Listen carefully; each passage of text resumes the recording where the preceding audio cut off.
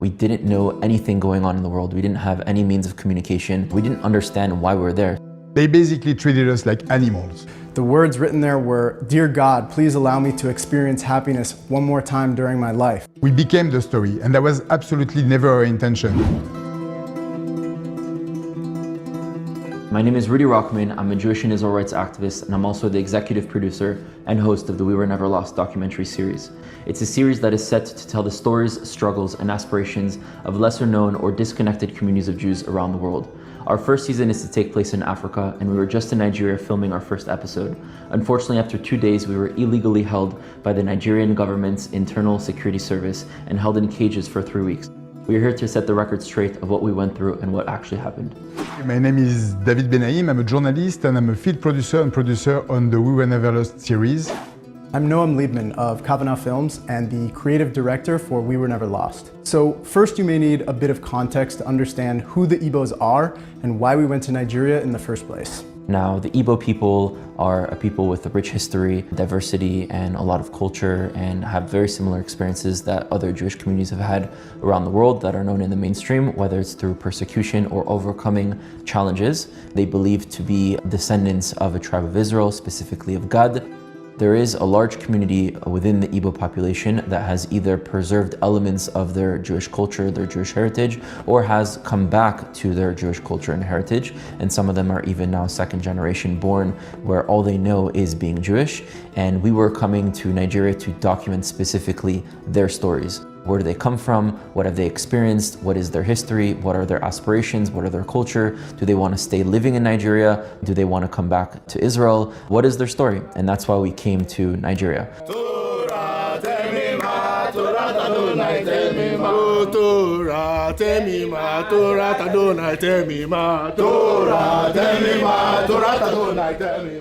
Okay, so starting from the beginning, we arrived in Nigeria and spent the first 2 days filming in a village called Ogidi. The amazing community that welcomed us with open arms, like cooked us food and introduced us to their way of living their Jewish life, the way they were praying every single morning. Even though we only had 2 days, we got to experience how charismatic, intelligent, hardworking, and knowledgeable in Torah that this community is. At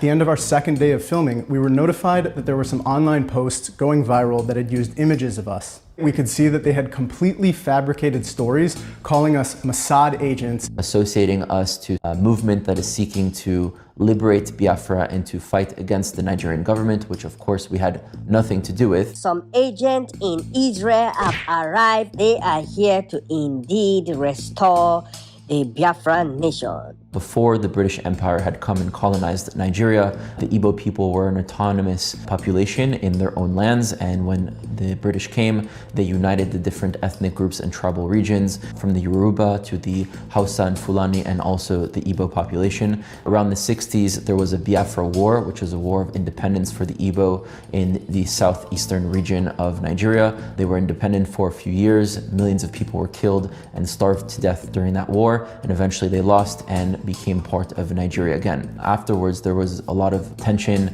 and bad blood between the communities, and the Hausa Fulani, which are the majority and those that are always in power, have been discriminating the Igbo population. And since then, there are still movements that seek to separate from the rest of Nigeria. Now, apart from this political movement to achieve self-determination for the Igbo people, the reality is that the vast majority of the Igbos have nothing to do with fighting or physically pushing for the liberation of Biafra and are normal people living within Nigeria. These bloggers had seen we were bringing a Sefer Torah as a gift to the youth community and proceeded to make a fake claim that our efforts were connected to the separatist movement and that when a Torah arrives, it's a sign of their movement. This claim doesn't even make sense because there are already several Sefer Torahs throughout the region.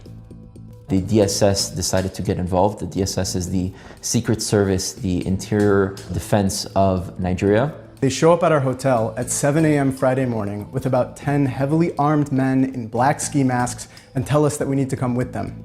They took our phones, they took our passports, and they took our freedom for the following 20 days. Of course, we were coming in with no bad intentions and we were innocent the entire time, so we didn't think much of it. We thought that we'd just come in for an hour, answer some questions, would show them what we're about and what we were planning to do, and that would be able to continue and to proceed with the project. Eventually, they started taking us one by one and interrogating us in ways that they would just accuse us when asking a question of us being there for malicious reasons. Of course, we had nothing to hide, so we all answered with the truth that our project had nothing to do with any sort of political movement, that we were there to document the beautiful lives and the culture of the Igbo Jewish community in Nigeria. So it's Friday night and we've realized at this point that we're not going to be able to get out and do Shabbat where we had planned to do. We're in a holding cell and everyone's leaving for the weekend and we wanted to do Shabbat but we had no grape juice or wine. So we did the Kiddush over a grape that we found and the motzi over some crackers that we had. And this is how we spent our first Shabbat in Nigeria. Now, Rudy, David, and I know that we have embassies of 3 very powerful countries willing to fight for us, but this is not the case for Nigerians who get arrested. There was a non-Igbo man initially taken into custody with us, and when he asked our captors not to yell at us, the interrogator threatened him by saying, "I can make you disappear." This is the type of abuse of power we witnessed firsthand, and the realization that there's just no accountability for this injustice.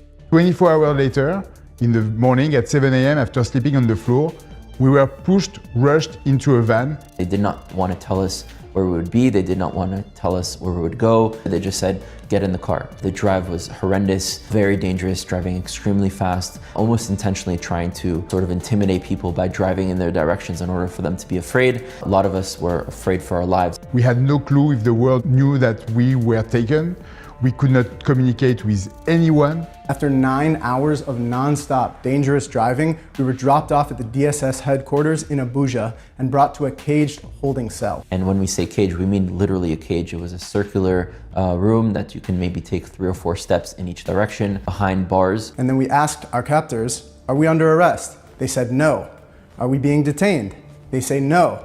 So we tell them we refuse to willingly enter this cage. For about 20 minutes, they stood around not knowing what to do because they didn't have the authority to put their hands on us. Eventually, another officer comes in, screaming at his men that they're embarrassing him, and orders them to physically throw us in the cage. First 5 nights, we didn't have lights, we didn't have AC, it was dark, it was hot. No furniture, no beds, we're forced to sleep on the tile floor. We were sweating, there were bugs, there were bottles of urine all over, it smelled very bad. The cage itself looked like what you could imagine in Hollywood movies, besides it was not a film. We were living it completely. In the morning, when the sunlight finally illuminated the room, we saw writing all over the walls from previous prisoners. The words written there were, "Dear God, please allow me to experience happiness one more time during my life."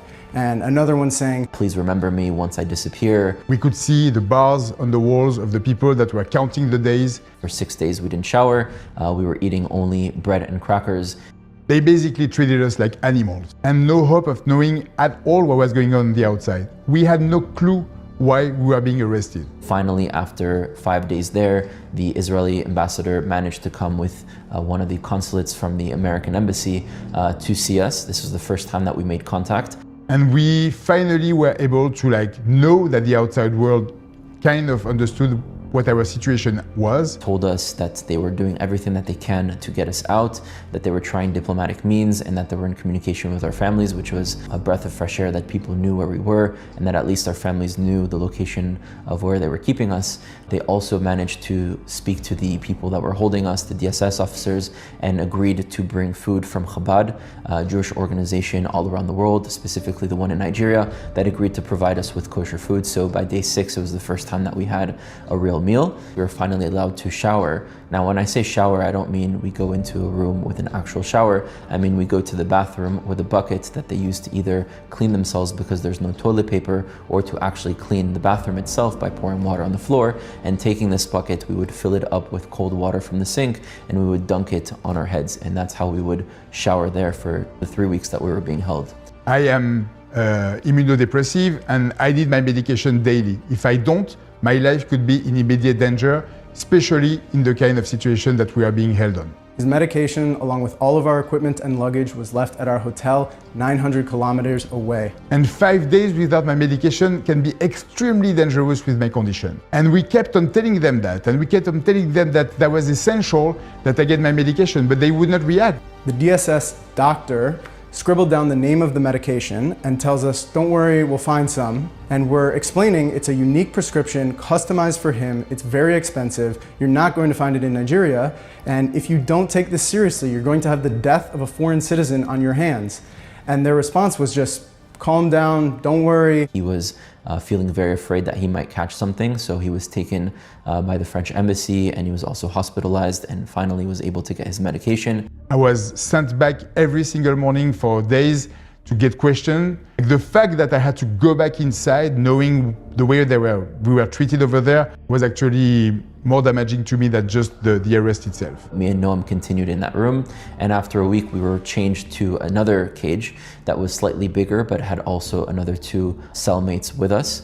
Those 2 cellmates are accused of doing a terror attack in Abuja, bombing in 2014, and the other one of purchasing weapons illegally. At the end of the day, we don't know these people. They could try to harm us, they can try to do something. So the first week being there, we even walked around carrying scissors from my toiletry bag that I had, and we put it in our pockets to make sure that in case one of them or both of them were to attack us, that at least we'd have something to defend ourselves with. And this was kind of the day-to-day life that we went through. We didn't know anything going on in the world. We didn't have any means of communication. We didn't understand why we were there. Several times me and Noam looked at each other and were like, how did we get here? Accused of all sorts of things, not even officially charged or arrested, so we don't even have human rights to lawyers in horrible and horrendous conditions, and we just couldn't understand how our lives ended up here at that moment. We knew that Nigeria's own laws state that when someone is brought in as a suspect, the DSS has 48 hours to arrest or release them. They interviewed us for hours on end, took written and video recorded statements, they hacked our phones, they did literally everything in their power to try to find one shred of evidence they could use against us for an arrest.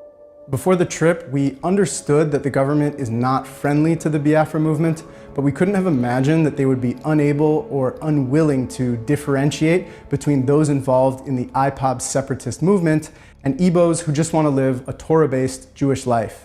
In the end, we didn't receive our freedom for 3 weeks. Almost the entirety of this time was spent just sitting in a blank room. No form of mental stimulation, no reading material, no news, no nothing going on other than being trapped in a room that was completely disgusting and looking at each other and not knowing when this would end. We didn't know if we would end up being there for a year, for 2 years, for 3 years. We didn't know if people were actually fighting for us. We didn't know if we'd be able to get a lawyer, if something would happen where they would take us and something bad were to happen to us. We were living completely with the fear of the unknown. I'm a journalist, and one of the most important rules is that you never become the story. Here, we became the story, and that was absolutely never our intention. We weren't able to create the film that we set out to make. The opportunity was completely robbed from us, and there's no way we'll be allowed back into Nigeria. But if you know anything about the Jewish people, you'll know that we are not ones to give up on our aspirations. This injustice has only increased our motivation to share the stories of the Igbos, and the project will continue. And this is the occasion for us to go back to exactly what our purpose is. Talk about the Igbo Jews from Nigeria and all the different communities that we are going to explore for the future of We Were Never Lost. We'd like the world to understand that we were there to focus solely on the Jewish communities, and we hope also through this video that the Nigerian government can understand that if they're fighting against movements seeking to separate from Nigeria, they shouldn't be targeting every single Jew and every single Igbo in Nigeria. The Igbo Jews welcomed us with open arms, and I will always remember this, and that's what I will keep with myself all the time.